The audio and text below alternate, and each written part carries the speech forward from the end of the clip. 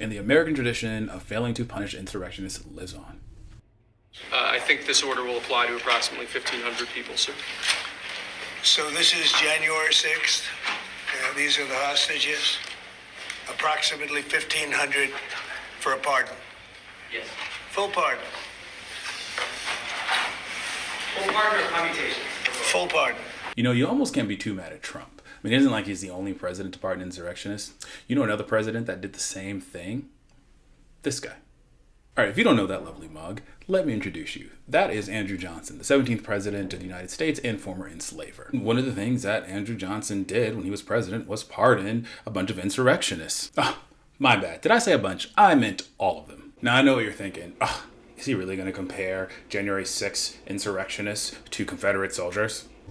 You're goddamn right I am. And one of them was Harry T. Hayes, a Confederate general who led rebel troops at Gettysburg. After he received his pardon, he became the sheriff of New Orleans and then deputized a bunch of former Confederates who were also pardoned to disrupt a constitutional convention. About 130 black people marched to the convention in order to extend voting rights to black people, eliminate the black codes, and disenfranchise ex-Confederates. And it went just as well as you could imagine. Hayes and his deputies fired upon the group, killing at least 40 black people in what became known as the New Orleans Massacre. And Johnson didn't blame Hayes, no. He blamed the radical Congress who had just voted to franchise black people while at the same time disenfranchising white people. Cut to January 6th, Trump basically did the same thing, blaming the January 6th insurrection on Antifa and radical people in Congress and fear-mongering people to believe that if they don't do whatever is necessary to take their country back, they won't have a country anymore.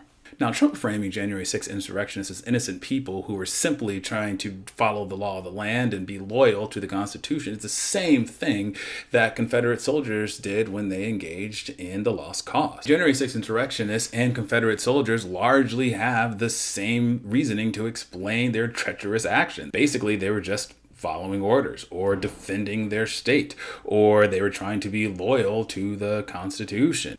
Take Robert Reeder, a former FedEx driver from Maryland. Reeder doesn't claim to be an insurrectionist. Reeder says he was an accidental tourist. He was just merely there to document the events of the day. 1860 report actually described how the efforts of the January 6th insurrectionists and the former Confederates who engaged in the lost cause are similar. The report said that one of the greatest efforts by the insurrectionists during the Civil War was to cover the crime of treason with a counterfeit varnish of patriotism, so that the rebellion would go hand in hand with the actual people who were trying to defend the government.